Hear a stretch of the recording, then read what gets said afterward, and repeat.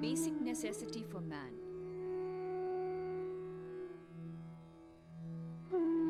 It is pivotal to all his work.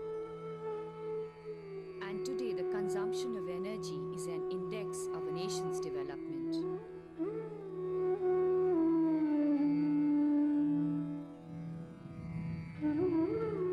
The main reason why the wheels of progress slow down for developing nations is their inability to meet the growing demands for energy.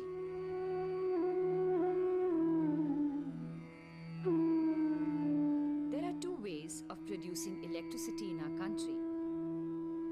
One is to convert thermal energy into electrical energy, and the other is by damming up water.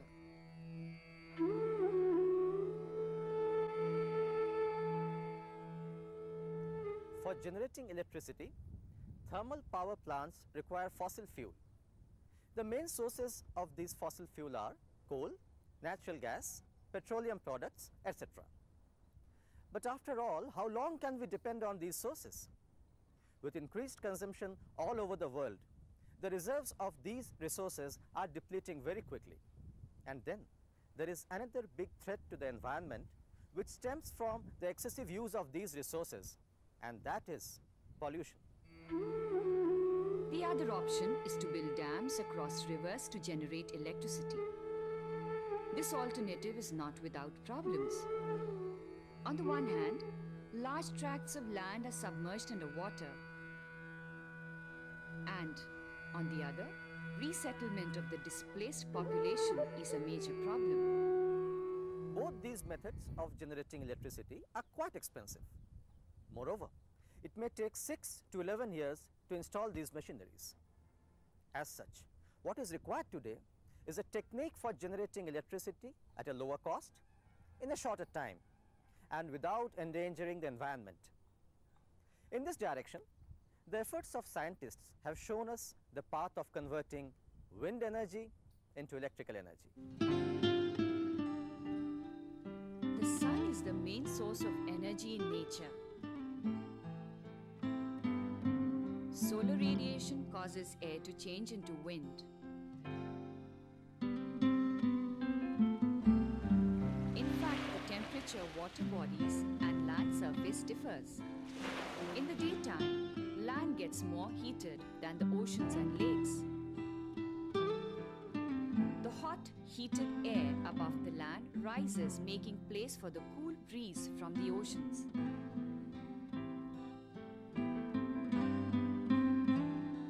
At night, the reverse process takes place.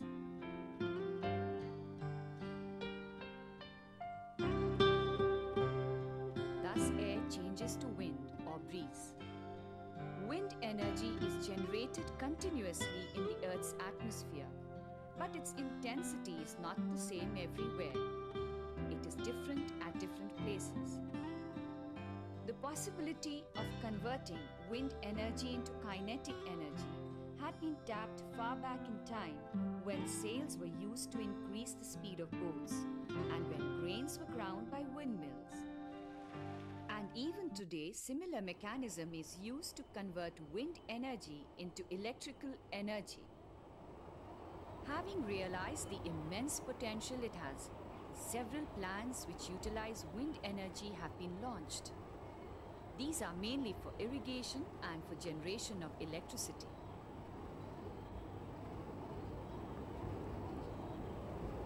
Wind farms have been set up to generate electricity.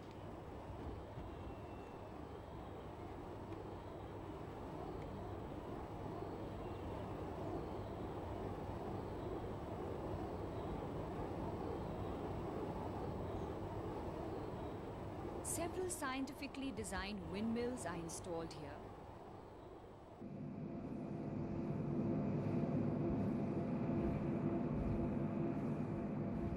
And these are attached to a transformer by one or more control systems.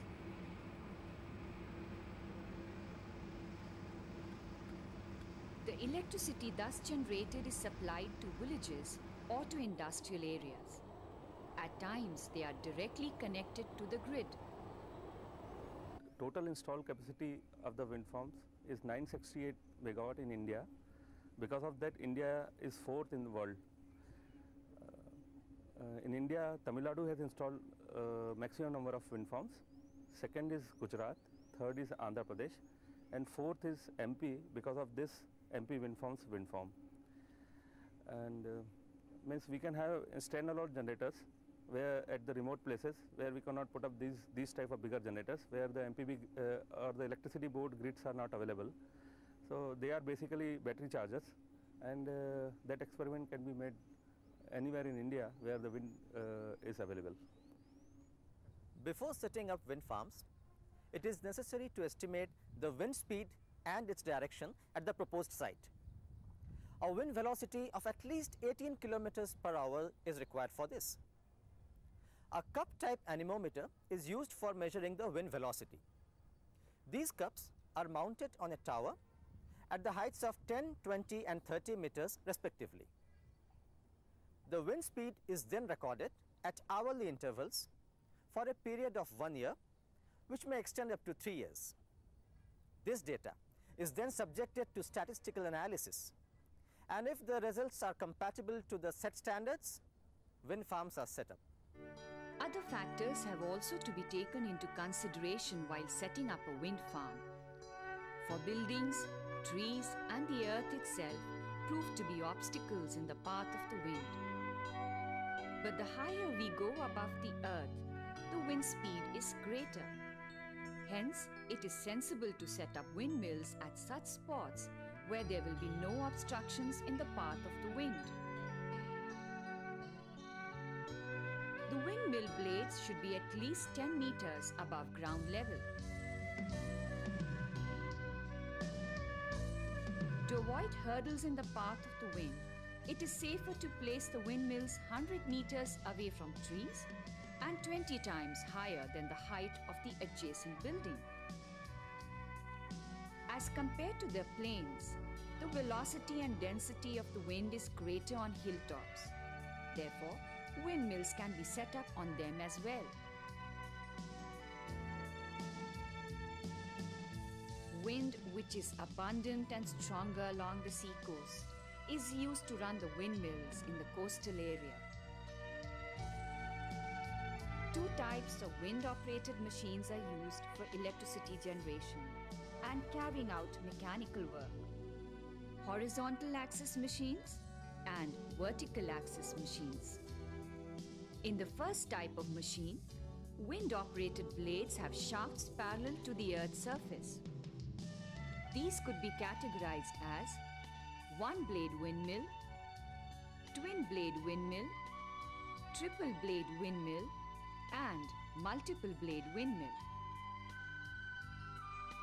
In the vertical axis generator, energy generation is carried out by shafts with a vertical axis. That is, the shafts are at right angles to the earth's surface. The chief amongst this type are cup anemometer, Savonius rotor, Darius egg beater, etc. Let us now get to know the main parts of a windmill.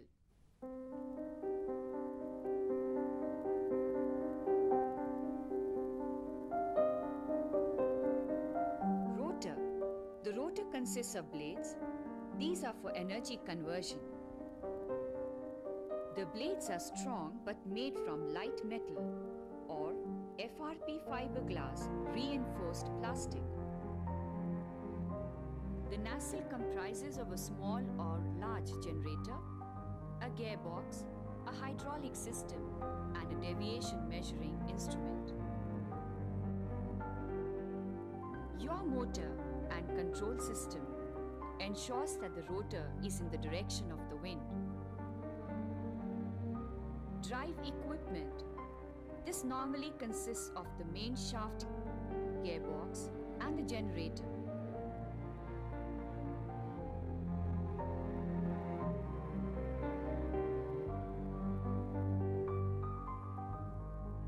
Braking system. It could be hydraulic or mechanical or both, and comes into operation to stop the system when the wind force is too much.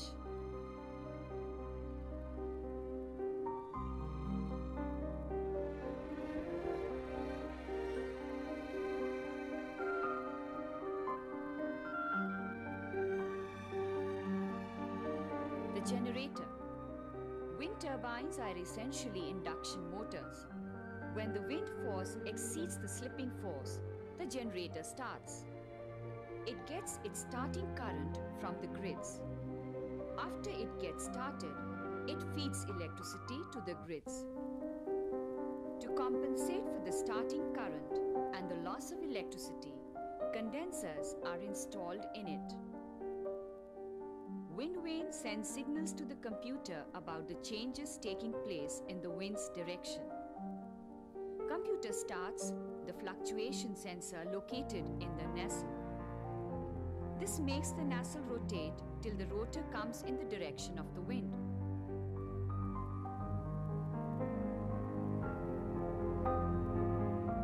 Anemometer informs the computer about the velocity of the wind, and it evaluates the average rate to start or stop the equipment.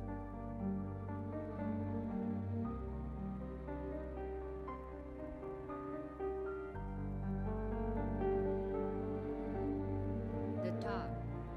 Wind turbine is installed at the tower, for which 3 types of towers are available: lattice, tubular, and concrete. Controller is essential for the proper functioning and safety of the wind turbine generator. It controls the pitch, temperature, high speed, over voltage, electrical safety, vibration, and emergency safety control.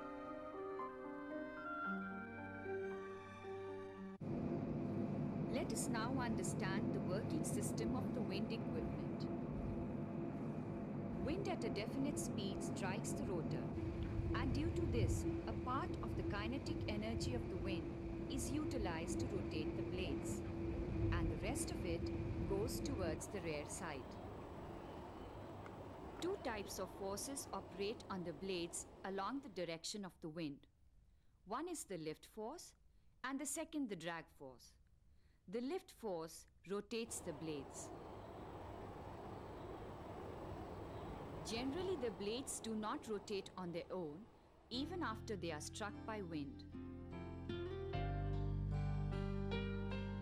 To start these, electricity has to be supplied from the grid or the generator. Once they start rotating, these machines keep on running on wind energy, and they supply electricity to the grid.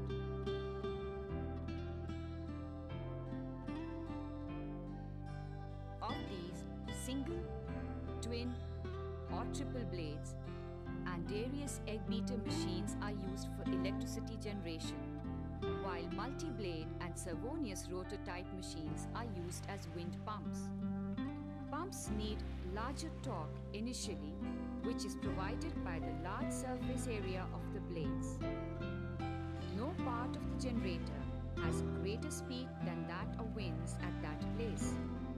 However, blades of the machine in operation for electricity generation could have greater speed than that of the wind.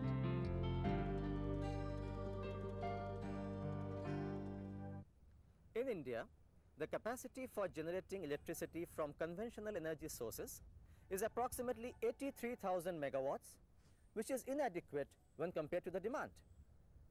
On the other hand, the capacity for generating electricity from wind energy is 20,000 megawatts. However, wind machines of only 1,000 megawatts have been set up till now. So, there is immense potential left for converting wind energy into electrical energy. To bring this about, it is required that more capable and efficient wind machines are installed so that we may harness this priceless resource for our optimum utilization, a cleaner environment, and a prosperous future.